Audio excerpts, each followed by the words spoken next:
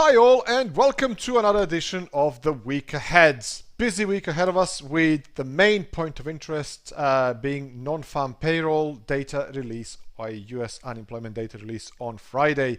Now, let's start the week with Monday data. UK manufacturing PMI will kick off the calendar, and that will be followed by US ISM manufacturing PMI at 3 o'clock in the afternoon, likely to increase volatility in US equity indices and also US dollar currency crosses. On Tuesday, early in the morning, for us here in UK, 5:30 a.m., we are getting Reserve Bank of Australia rate decision.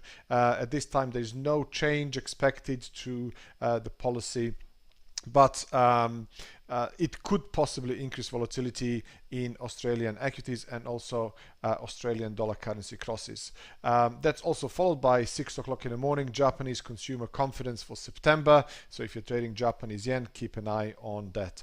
9:30 in the morning, UK construction PMI for September is expected, and that data will likely increase volatility in UK equities and also sterling currency crosses. On Wednesday, more UK data in shape of UK services PMI at 9:30 in the morning. The forecast is that that'll show a 53.8 from previously published 54.8. Yet again, volatility ahead for sterling currency crosses and UK equities. That will be followed by 1:15 release of US ADP report and also 3 o'clock US ISM non-manufacturing PMI data. Both US releases will likely increase volatility in US equity indices like S&P, Dow Jones and Nasdaq, and also US dollar currency crosses. On Wednesday at 3:30 in the afternoon, we will receive Department of Energy crude oil inventories, basically US crude stocks. Expectations are that this report will show 660,000 barrels from previously published 1.8 million barrels for the week ahead. This data will likely increase volatility for WTI futures and also Brent crude futures. Moving on Thursday, we will receive US initial jobless claims. This is for week ending 29th of September. The forecasts are that that will show a slight fall to 206,000 from previously published 214,000 for the previous week. Likely to increase some volatility in US equity indices and also US dollar currency crosses. The main event, as I've already mentioned, for this trading week is going to be on Friday at 1:30 p.m. UK time, which is US non-farm payrolls and also US unemployment data. The forecast is that that number will show 188,000 jobs created from previously published 201,000 jobs created. Unemployment rate is expected to drop slightly to 3.8% from 3.9%, and also average hourly earnings are going to be closely watched. This data will likely set the tone and the sentiment for the trading of US equity indices, US equities in general, and US dollar probably for the month ahead, and it's likely to be a fairly volatile data release. Now let's move on and look at a couple of markets. We are starting with Wall Street, i.e. Dow Jones. Dow Jones gapped up higher on the conclusion of new NAFTA deal between Canada, US and Mexico. The deal is going to be called USMCA, sorry, and that caused US equities to gap up higher and move on ahead. We are moving swiftly to euro dollar here.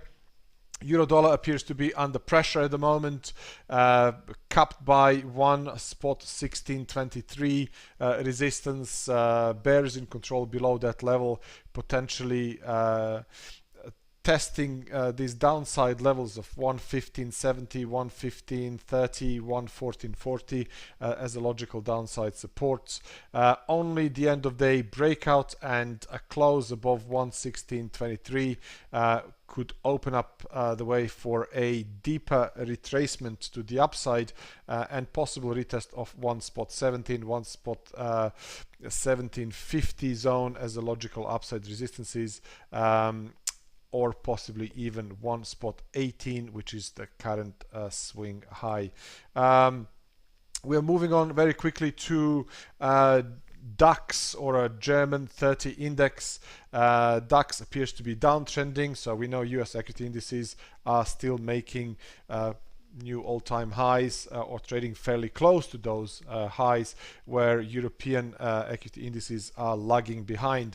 The levels of interest for German DAX would be at 12,334, major resistance at the moment. Only the breakout and end of day close above that level could open up the way for the retest of this additional upside resistance area, which is at 12,420, 12,450, which also corresponds to the end of day falling resistance trend line and a cluster of these previous highs. Only a breakout above that level could open up the way for the retest of additional upside resistances towards 12,560, 12,600 on the upside. Alternatively, if this area of resistance holds and DAX moves lower, the first initial downside support is at 12,220. Confirm loss of that level could open up the way for the retest of deeper downside supports towards the cluster of these previous lows down here towards 12,030, 11,990. What we are looking at here is, this is dollar index. Dollar index reacted bullishly to, as I said, a solution for the NAFTA talks. Although the current price action, at least in 4-hourly or end of day time frame, appears to be in a process of potentially creating something that looks like a topping head and shoulder pattern.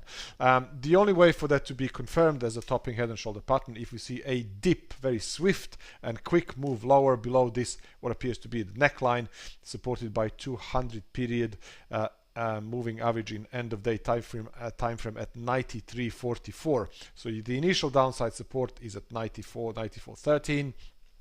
The major support is at 93.44. Only the end of day close below that level could open up the way for the deeper retracement towards 92.77, possibly even 92.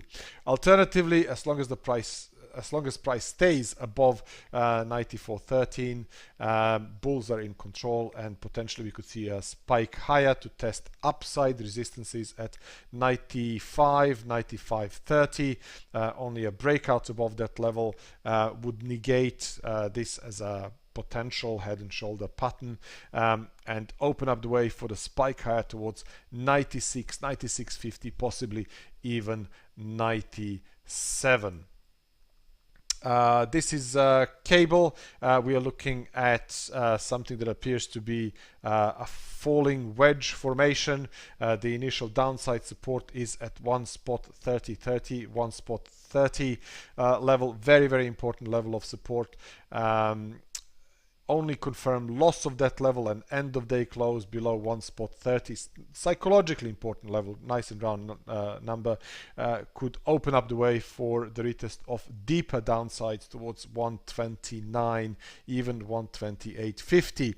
Alternatively, a confirmed move higher and a breakout above 130.60 or 131, something like this developing, would negate the bearishness, potentially opening up the way for the retest of 131.40, 131.80, possibly even 132. Although cable is mainly driven by any news on Brexit instead of all of this UK PMI data that we'll be receiving throughout this week.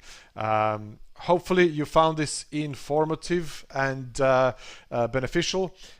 Stay safe, happy trading, and I'll speak to you soon. Bye for now.